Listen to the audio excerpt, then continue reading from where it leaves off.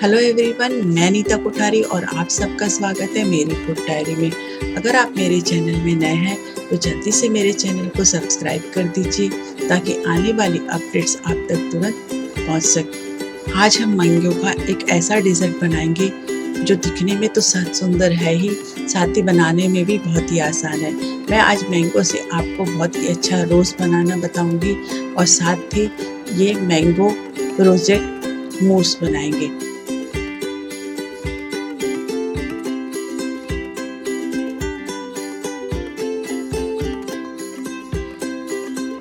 Mango rosette मूस बनाने के लिए सबसे पहले मैंने आधा किलो फ्रेश ताज़ा दही ले लिया है और इस दही का अब हम श्रीखंड बनाएंगे, इसलिए इस दही को मैंने मलमल के कपड़े में डाल दिया।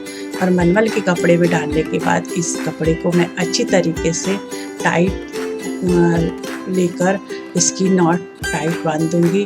और इस नॉट बांधने के बाद इस कपड़े को मैं वजन रखकर 1 घंटे के लिए छोड़ दे रही हूँ। 1 घंटे में देखिए ये सारा इसका पानी दही का निकल गया कर्ड का और ये दही तैयार श्रीखंड के लिए हो चुका है। अब इस दही को मैं थोड़ा सा फेंट रही हूँ। थोड़ा दही फेंटने के बाद मैंने इसमें 100 ग्राम शक्कर और 1/8 टीस्पून मैंने पीसी हुई इलायची इसमें मिक्स कर दी और दही को अच्छी तरीके से मैं बीट कर रही हूँ। श्रीखंड बनाते समय आप ध्यान रखिए, एक तो दही एकदम फ्रेश लीजिए, इससे दही खट्टा नहीं रहता, तो हमें शक्कर भी बहुत कम लगती है। मैं श्रीखंड में हमेशा शक्कर कम डालना ही पसंद करती हूँ, इसका फ्लेवर बहुत अच्छा आता है। और दही को अब मैं अच्छी तरीके से बीटर से फेंट रही हूँ। एकदम चिकना होते तक दही को हम अच्छी तरीके से बीट करेंगे। देखिए ये दही चिकना हो चुका है, इसलिए श्रीखंड के लिए अब मैंने इसको फेंट कर अच्छी तरीके से फेंटते जाइए और ये श्रीखंड का दही तैयार हो चुका है। और श्रीखंड में मैंने केसर नहीं डाला है क्योंकि हम मैंगो की डिश बना रहे हैं तो मैंगो भी येलो रहेगा, इसीलिए मैंने इसको वाइट ही रखा है। श्रीखंड तैयार हो चुका है। अब मैंने इसके लिए 3 मैंगो ले लिए। अब मैंगो को मैं छिलके निकाल कर मैंगो को छील लूँगी। मैंगो की ये जो डिश हम बना रहे हैं मैंगो रोजेट मूस, ये खाने में तो बहुत टेस्टी बनता ही है, साथ ही आसानी से ये फटाफट से बन जाता है। आप इस समर में इस डिश को मूस को ज़रूर ट्राई कीजिए, ये मूस खाने में बहुत टेस्टी बनेगा। अब ये आम को मैं अच्छी तरीके से इसके छिलके निकाल लूँगी और छिलके निकालने के बाद आम को मैं बारीक बारीक छोटे छोटे क्यूब में कट कर लूँगी। देखिए आम पूरे अच्छी तरीके से ये छील गया है। अब सेकंड आम मैं ले रही हूँ, उसे भी मैं आपको बताती हूँ कि आप किस तरीके से आम को छीलकर उसके क्यूब बना सकते हैं। आम को मैंने छील लिया और इसको इस तरीके से आप कट कर लीजिए। कट करने के बाद जो हमारे पास चाकू है उसके पॉइंट से आप इसके ऐसे लाइन करके इसको ऐसे क्यूब पे काट लीजिए। देखिए इस तरीके से एक तरीके से ये आपका रोज भी बन गया डेकोरेशन के लिए और ऐसा फ्लावर तैयार हो गया है। और दूसरे तरीके से इसे हम स्पून से इसके सारे पीसेस निकाल लेंगे तो आम फटाफट से कट हो जाएगा। इस तरीके से मैंने सारे आम को छिलके निकाल लिए। अब हम आगे बढ़ते हैं और ये जो आम है इसको मैं अच्छी तरीके से काट लूँगी। इससे हम रोज़ के पेटल के लिए अब इसको हम पेटल तैयार कर रहे हैं शाम से। इसको आम काटने के लिए अब इसको मैंने लिया, इसके आजू बाजू के एजेस मैंने निकाल दिए और एक इसको स्क्वायर क्यूब तैयार कर लिया। और अब इसके पतले पतले स्लाइस में काट लूँगी। एकदम जितने पतले काट सकते हैं आप उतने पतले पतले स्लाइस इसके काट लीजिए। ध्यान रखिए, देखिए इसको वापस से मैंने सेकंड पीस लिया, उसके भी एक्स्ट्रा के जो राउंड थे एजेस उसको निकाल लिए और इसके भी पतले पतले पीसेस काट लिए।